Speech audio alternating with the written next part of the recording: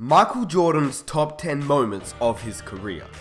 Now, before I get started with this video, I've been sick all week, and so if I sound a little bit weird in this video, just know that I have been sick. I've had a cold, so if I sound a little weird, that's why, and that's the reason why I haven't been posting for literally the entire week. But I'm back, and I'm ready to talk some GOAT. Anyway, let's get into this. Obviously, since it's Jordan, he has so many incredible moments, so it was hard to condense it down to just 10, but basically, I went off an article from Bleacher Report that I put in the description box down below, and I decided to put that article into pretty much video format with the highest quality footage I could get. Some of these games aren't just Jordan's greatest games, they are some of the greatest games in NBA history. We should all know about these games, but some of us may not know about the stories that entail with them. These games solidified Jordan's place as the greatest player in NBA history. Lastly, before I get started, if this is the first video that you've watched, be sure to hit that subscribe button for more. I don't normally sound like this, but anyway, let's get into this. Here are MJ's greatest career moments. Number 10. Michael Jordan drops 51 points at the age of 38 years old.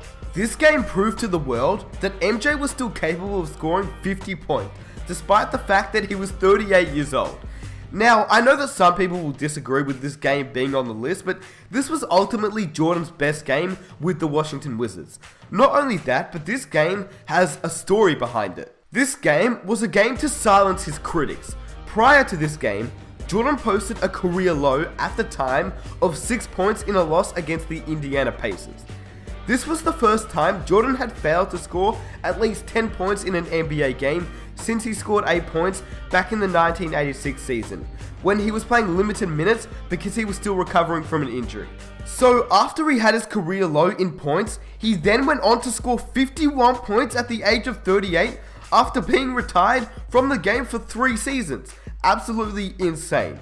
This game also proved what MJ could have done if he had played in his prime during this era. Wow, the matchups would have been absolutely insane. And the what if scenarios, well, they'd be answered. Kobe vs Jordan in their primes. Jordan vs LeBron. Wow, it would have been crazy. Anyway, the craziest thing about this game was that Jordan scored 51 points on 55% field goal shooting. And after his 51 point performance, he then went on to score 45 points the next game on 50% field goal shooting.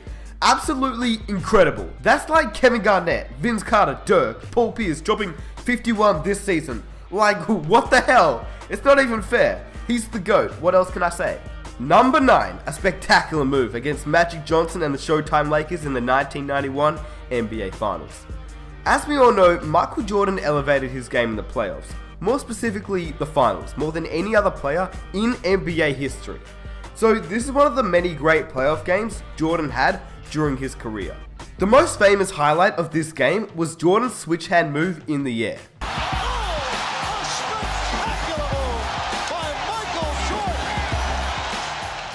But that amazing move wasn't the only reason why this game is so great. This was game 2 of the 1991 NBA Finals, and the Bulls had lost game 1.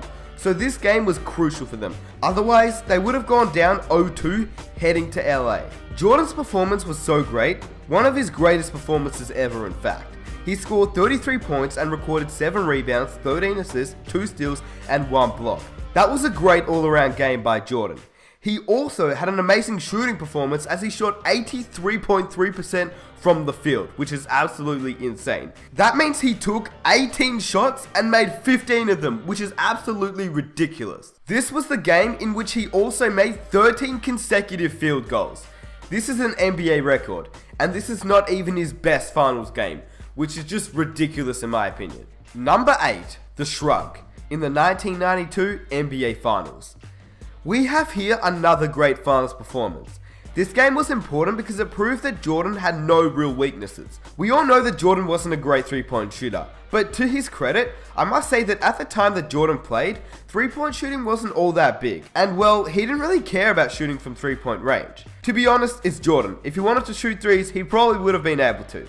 But this was the game where Jordan would answer the world and show that he could shoot threes, because when the Bulls wanted him to shoot threes and make them, he would do it. This is yet another game in which Jordan posted an NBA record. In fact, Jordan posted not one NBA record, but 2. He scored 35 points alone in the first half and he made 6 3-pointers during the stretch. His 6 3-pointers record would eventually be broken by Ray Allen, but his 35 first half points is still an NBA record. Jordan finished the night with 39 points, 3 rebounds, 11 assists, and 2 steals, while shooting 59% from the field in just 34 minutes. We all know about this game, it's the shrug, but the fact that he answered all the people that said he couldn't shoot is just a testament to how good he was. Number 7, the double nickel against the New York Knicks. Jordan always saved his best for the New York Knicks. He loved playing against Starks, he loved playing against Ewing, and he loved beating Pat Riley. He's had great performances against this team, but this was by far the best one. We saw earlier that Jordan had a great game despite the fact that he was old and rusty. Well, that was not the first game he had done that. This game was Jordan's 5th game after being away from the game for 21 months. It also was a game on the road, in New York. The Knicks were the 2nd seed in the East, so this was a good and tough matchup. He scored 55 points on an amazing shooting night. He went 21 from 37 from the field, which is around 57%. I mean, who scores 55 points on 57% shooting in a 5th game on the road against a good team after being away for so long? Only Jordan can do that. Number 6, the shot against the Cleveland Cavaliers in the 1989 Eastern Conference Finals. Not much to say on this moment. We all know what happens. We all know this game from the famous buzzer beater Jordan had over Craig Elo to eliminate the Cleveland Cavaliers in the first round. It was a road game, and Jordan had a great all-around performance. He scored 44 points, shooting 53% from the field, and added 9 rebounds and 6 assists. But we know this game as the shot, and it's one of Jordan's finest moments. The inbounds pass comes into Jordan. Here's Michael at the foul line. A shot on Elo. Good! The Bulls win it! They win it! Number 5, the showdown during the 1993 NBA Finals. This is one of the greatest finals performances in NBA history. Jordan scored 55 points, which tied the 2nd most points scored in an NBA Finals. Jordan did what he did best, attack the basket. The Suns with their superstar Charles Barkley just couldn't stop him. Jordan helped the Bulls win this game and put the Suns in the 3-1 hole. He would add 8 rebounds and 4 assists to his amazing scoring performance. Unfortunately for Charles Barkley, Michael Jordan was probably the main reason why he never got a ring, which is quite sad, but that just shows Jordan's greatness. Number 4, 69 points against Cleveland. Michael Jordan seriously loves playing up against Cleveland.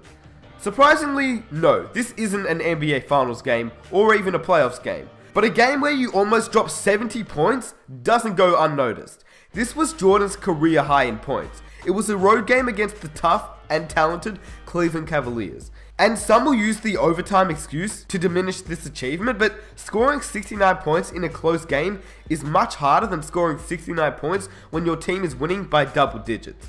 Jordan finished the night with 69 points, shooting 62% from the field, 18 rebounds, 6 assists, 4 steals, and 1 block. It's certainly one of the greatest all-around performances in NBA history. And this was Jordan's career high in points, like I said, so this is definitely worthy of the number 4 spot. It still amazes me how Kobe and Jordan could score this many points in the era that they were playing in. It's just incredible. Anyway, let's get on to number 3. Number 3, the flu game. This performance is arguably Jordan's greatest performance ever. A Game 5 is crucial in the best of 7 final series when the series is tied at 2 games apiece, since the winner of that game would be 1 win away from the championship. The Game 5 winner in the NBA Finals ends up winning the series most of the time. The momentum was on the side of the Utah Jazz, and it didn't make things easier for the Bulls playing on the road. But this was not the biggest problem the Bulls had. Jordan was diagnosed with a stomach virus. Just by watching the game, one could see how sick and fatigued Jordan was feeling that night. But this flu wasn't going to stop Jordan. He knew the importance of this game, so he was playing against all odds. The Jazz though, they took an early 16-point lead, and at first it would seem like the Bulls would never recover from that deficit, and it seemed almost impossible, but they did, thanks to Jordan. He scored 17 points in the second quarter alone to cut the lead to just 4. Then, with less than a minute to go in the fourth quarter, the game was tied. And then, MJ just did what he does best. Jordan hit a 3-point shot to give his team the lead. the Bulls would win the game, heading back to Chicago with a 3-2 series lead, thanks to Jordan's heroic efforts. Jordan finished the night with 38 points on 48% field goal shooting to go along with 7 rebounds, 5 assists, 3 steals, 1 block, and 44 minutes played, including 15 points in the fourth quarter, and the game winner. Number 2, Jordan dropped 63 points on Larry Bird. This could easily be the greatest game in Jordan's career. Jordan scored 63 points in a double overtime playoff game against the Boston Celtics, who at that time were at the peak of their power. This is still an NBA record for the most points scored in a playoff game. But what makes this game so great is more than that. Let's start off with the competition. Now, one thing about Jordan is that he saved his best for the best. The 1985-86 Boston Celtics team is one of the best teams in NBA history. This team had a 67-15 record, including a 40-1 record at home. It featured 5 Hall of Fame players: Larry Bird, Kevin McHale, Robert Parrish, Dennis Johnson, and Bill Walton. Bill Walton was obviously past his prime, but he was still an MVP at one point. Yeah, well, those were before the injuries. Anyway, the team was 3rd in the offensive rating and 1st in defensive rating. Scoring 63 points against a team like that is no easy task, especially when one of those players, Dennis Johnson, made the all-defensive team multiple times. And Larry Bird was actually an underrated defender as well. But this was even more difficult because it was just Jordan's 2nd season. To give you an idea, that's like D'Angelo Russell or someone like him dropping 63 points on the Golden State Warriors and on Kevin Durant next season. Just absolutely insane. Obviously, D'Angelo's not going to do that. He's not as good as Jordan. He's just a snitch. Just kidding. I'm kidding. But like I said, this was Jordan's 2nd season in the league. Not only that, but he missed 64 games and he still had one of the greatest games in NBA history. He also added 5 rebounds, 6 assists, 3 steals, and 2 blocks. What makes this scoring performance even more impressive is the fact that Jordan didn't even have a single 3-point shot. Like, 63 points is crazy, but he didn't shoot one 3-point shot. What the hell? Insane. And number 1, the last shot in the 1998 NBA Finals. Let's just set the scenario for those that don't know, which I'm pretty sure you all should know, but if you don't, the Bulls entered the game with a 3-2 series lead over the Utah Jazz. But Game 6 was in Utah, not in Chicago. A 7th game would have been played in Utah as well. The odds favored Utah to win this game and send the series to a 7th game. The momentum was on the side of the Utah Jazz, and few teams have won a finals game 7 on the road. So the pressure was on the Bulls. To make things worse, Pippen was dealing with some injuries of his own.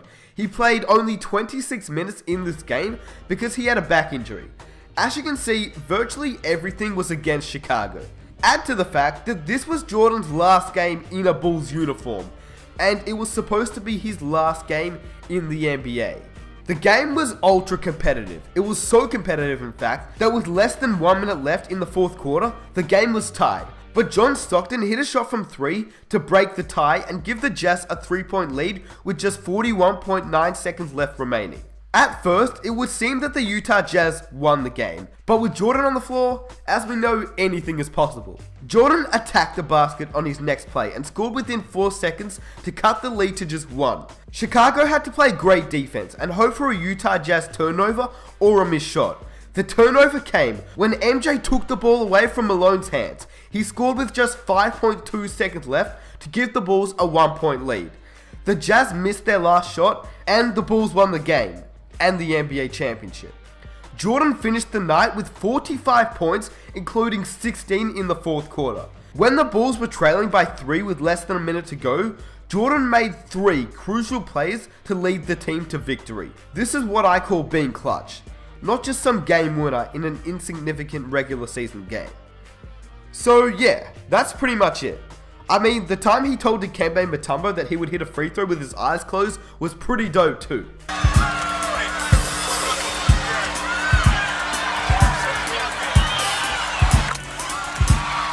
If you guys enjoyed this video, I'd really appreciate it if you could hit that subscribe button. I make a whole bunch of videos just like this one, a whole bunch of what ifs and NBA scenarios, so definitely hit that subscribe button for more. I released a Stephen Curry what if video that I'll drop in the description box down below, so definitely check it out. And if you guys have any other moments that you think deserve to be on this list, let me know down below in the comment section.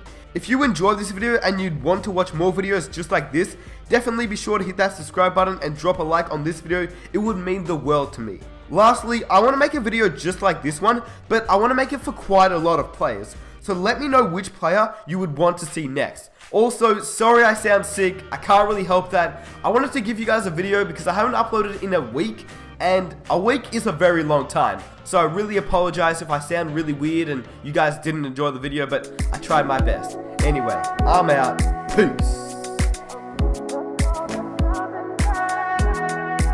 In 3 college seasons, the Warriors repeatedly said how excited they are to have Stephen Curry, but the media was more fired up about published reports of a swap that would send Curry to Phoenix for Amari Stoudemire.